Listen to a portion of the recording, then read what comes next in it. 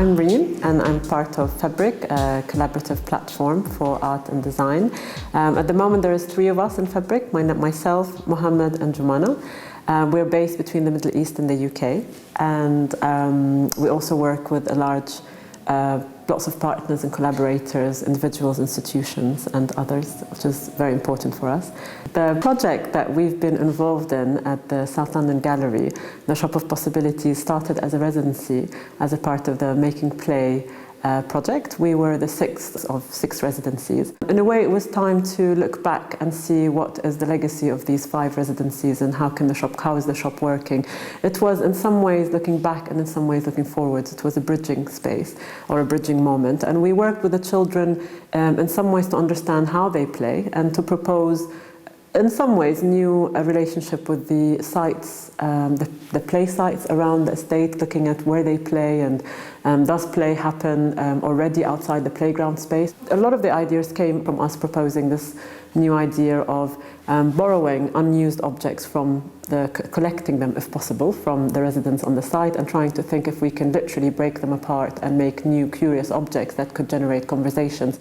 We call the shop a bit like a compressed playground because the children can come and take these things, take them out and play. So one example is Ellie, who created a game called The Wishing Tree. She found some wheels, a box. She was quite interested in a tree outside where I think it comes also from an existing game that she formalized where she would make wishes and hang them on the tree and then hoping that they would come true or someone else would find them. So we formalized that and made a mobile kit that she could take and set up this game to invite her friends and to come and play. And it involved quite funny things like measuring how high people are, and that's where you would put your dream and how people could access this. So it was made of very simple things, spoons, leaves, measuring tapes and so on. And so she could take it anywhere and play with it.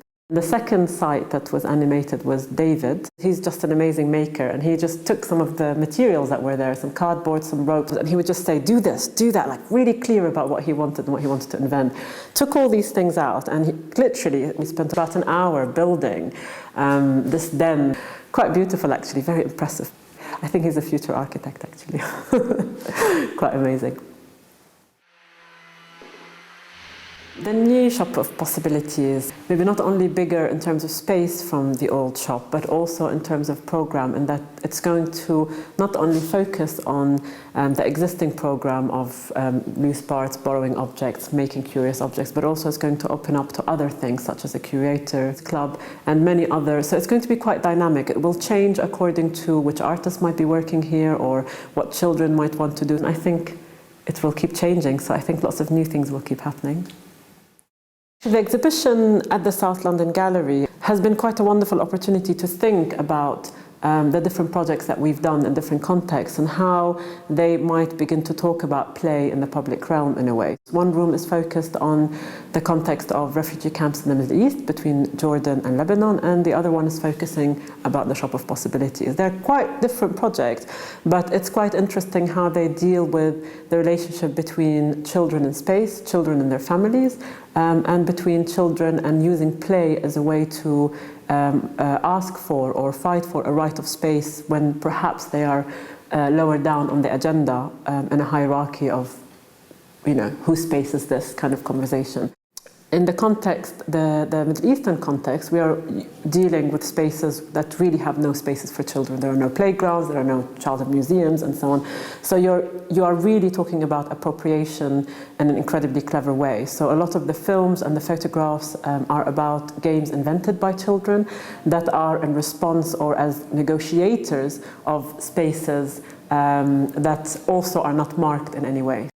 You could see a grandmother comes to wash the clothes at her daughter's house, but she only does it once a week, so the whole roof, which is usually flat and boring, becomes this topography of washing that then becomes a playground. Temporarily, then it's taken off and the playground disappears. So it's about this hidden topography of play that has come about through the invention and the negotiations of children about when they could claim certain spaces. And you could see that in quite a few different contexts and through different mediums, and they tell you the story, but also it's a research, or they've told us so much about how their parents live, how the families work, what is the infrastructure, is the water working. So through them, we've discovered huge research and real documentation of life in the camp. In a way, a lot of the work that we produce is actually work produced by others or by the children or by the community. So very much so, I think that we are researchers. Sometimes we even feel we're more researchers than artists in that sense. Of course, we also design as well, but yes, I would say that a lot of the work that we do, it comes from the social context and is inspired by social practices and relationships between people and space and the kind of the way in which they live.